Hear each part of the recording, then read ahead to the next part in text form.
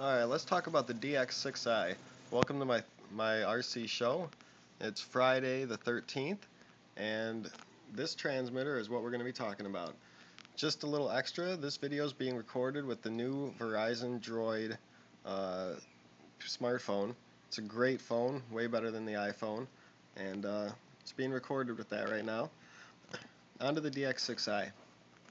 DX6i is a wonderful remote. Costs about $150, and it's a big step up from any of the Ready to Fly remotes or even the DX5e. First, let me tell you a couple comparisons between this and the DX5e. The DX5e is basically like any Ready to Fly remote that you would get with any plane or helicopter. It's similar to the remote you get with the MCX or MSR if you buy those in the Ready to Fly version, except it has a little more range and it looks like the DX6i kind of. It's a bigger controller like this. It, however, the DX5e, only has trim. That's pretty much all the DX5e can do. It has dual rates, but you can't set them up. It's just pre-programmed, and that's about all it has. Same with all the ready-to-fly remotes.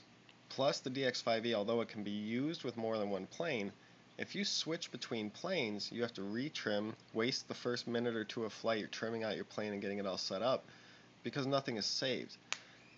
Difference between that and the DX6i is DX6i has a computer in it. You can save up to 10 aircraft models in here. So if you switch between planes, let's say you're flying your MSR and then you want to go fly your P40, all you got to do is go into Model Select, and I'm flying my P40 right now. That's what came up first. That's what I was on. Let's say I want to go fly my MSR. I just select it, click the button. It's downloading the MSR data, and then go back to the main, and as you can see, now I'm flying my MSR, and all my previous settings were just loaded. So how my helicopter flew the last time I flew it is how it's going to fly now. Everything saves. Same thing, if I wanted to fly a different model, go to Model Select, and I'll pick my Sukhoi.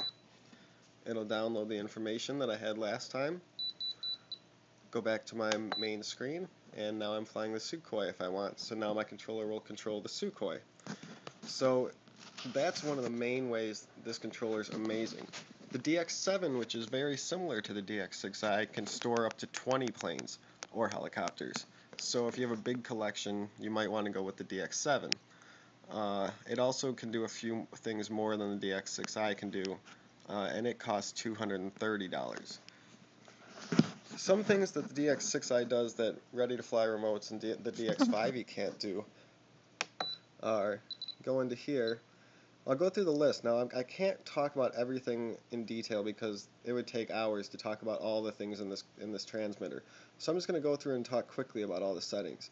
You can set your DR, dual rate, and expo, and that's basically you set up dual rates, and what that does is you can flip a switch and you can have your controls move two different ways, kind of like slower or aerobatic, and you could flip a switch to have your controls move slower or faster.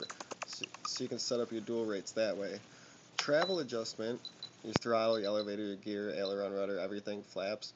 You can set up how far your servos move, so it kind of controls like the length of your movement. Let's go back up to the list. Sorry. Alright, sub-trim, more settings for trimming out your plane. You can set up your flaps. Now you have two sets for mixing, and what mixing does is you can set one control surface to move, like your throttle. When it moves, it causes your other throttle to act. And now you can set either one to whatever you want, aileron, elevator, whatever you want. And I'm going to turn this to inactive, and then you set up your rates. But basically what that does is you can set up two different mixes per aircraft, and what that does is you can set different control surfaces to move when you tell another control surface to move. So just by an example, let's say you wanted, when you made your elevator turn right, you wanted your ailerons to tip your plane slightly left, so you kept a straight plane. You could set that up in the mix so that when you turn your rudder right, your ailerons automatically keep your plane flat and straightened out, and you don't even have to give any aileron input. So that's what the mixes are for. You can set it up to do all types of things like that. Then there's differential.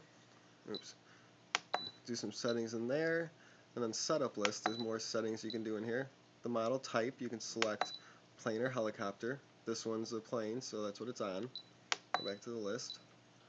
Model name, that's where you put in the name of your model. I typed in, MSR, P40, I typed those in, so you name your model. Monitor, looks like this is telling your trim where they're at. Reverse, this is reversing your servo movements. Sometimes you'll have to do that, so you can come in here and you can reverse your servos if you need to. Throttle cut, you can set that up. Wing tail mix, it's another mix you can set up if you have certain types of wings and tails. Dual rate combis, the switch you can set up. You have a timer, which is really nice, that most remotes don't have. So, LiPo batteries, sometimes they'll go bad. I've killed a couple LiPos by using them for too long. They'll go bad. And if you drain them too low, they won't recharge. They won't ever work again. So, with this, you can set up a timer. Oops. I did something. Hold on. See if I can get back. Alright.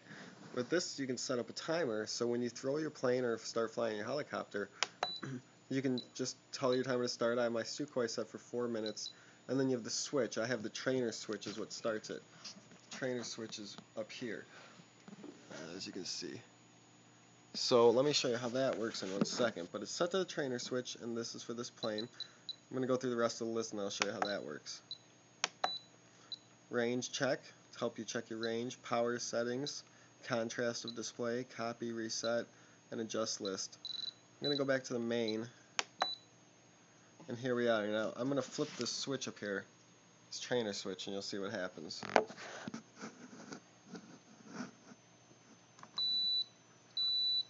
See that time now counting? And if you hit the switch again, let's say you're flying a helicopter and you land, so you're not using battery, flip the switch again, and it'll stop counting. Flip the switch again, and it'll start counting.